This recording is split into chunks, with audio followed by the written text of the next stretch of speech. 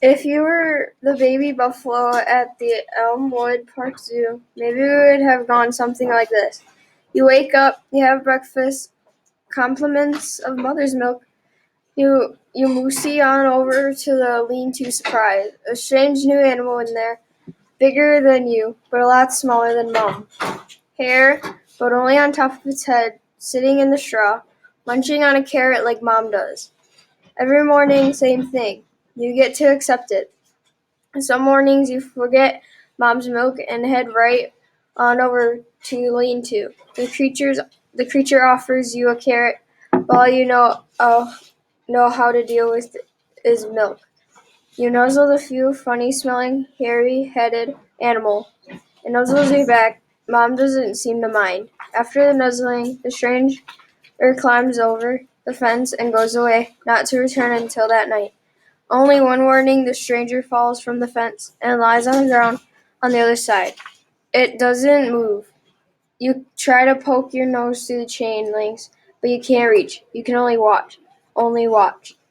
The old man was bumping through the zoo in the park pickup when he spotted the body clumped outside the buffalo pen. He wheeled over, got out. A kid! At first he could only stare at the body, then at the baby bison, whose large brown eyes seemed to be watching them both.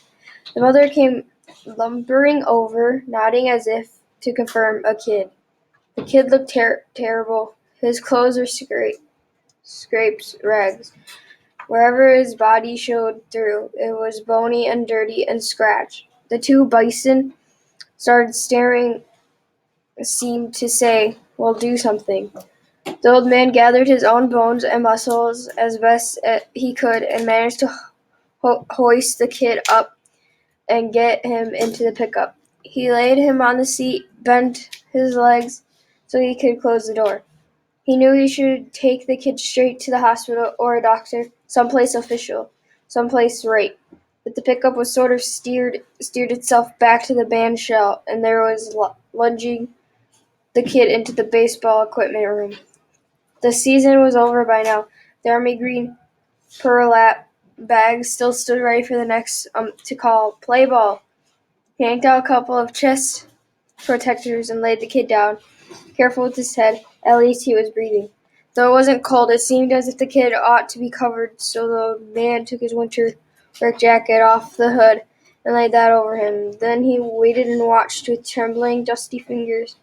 He touched the kid's limp, scrawny hand. He had never really touched a kid's hand before. "Hey," the kid's voice was barely a squeak, but threw him back. He dropped the hand. "Where am I?" The old man cleared his throat. "The band shell." "The band shell?" "In the back, equipment room." The kid's eyes squinted, blinked. "And you?" What about me? Who are you?" "Grayson." "Grayson, do I know you?" He got up. "Guess you do now." He went to his hot plate, heated up some water, and made some chicken cup of soup. He gave it to the kid, who was sitting up now. "You want a spoon?" He looked as though he could hardly lift the cup. He held it with both hands and gulped it down. "Huh?" he said. "Never mind, you still hungry?" The kid flopped back down a little. "Wait here," said Grayson, and left. 10 minutes later he was back with a Zep, a large. It took the kid less time to polish it off than it really taken Grayson to get it. He told the kid not to eat so fast, he'd get sick. The kid nodded. Grayson said, "Where'd you get them scratches?" "Oh, some picker bush." "What were you doing there?" "Hiding." "Hiding? From who from?" "Some kids." "Where?" The kid pointed. "Somewhere out there. Some other town." He crossed his legs Indian style on the chest protector. "Can I ask you a favor?" "Shoot." "Can we go somewhere and get some butterscotch?" "Crimpets?" Grayson saw. "Crimpets? Crimpets? You still hungry?" "For them I am." Grayson threw the greasy Zep wrapper onto the wastebasket. "I don't know. Maybe you ought to go do something for me first." "Like what?" "Tell me your name." "It's Jeffrey Magee." "And where do you live?" "Well, I did live on Sycamore Street, 728. "Did? I guess I don't anymore." The old man stared. He said, "Sycamore?" "Yep. Ain't that the East End?" "Yeah." With his fingernails, he scraped a path of dirt off the kid's forearm. He stared at it. "What are you doing?" the kid asked. "Seeing if he has white under there." Neither spoke for a while. At least the kid said, "Anything else you want to ask me?" The man shrugged. "Guess not." Come on. Don't stop asking." I'm masked out.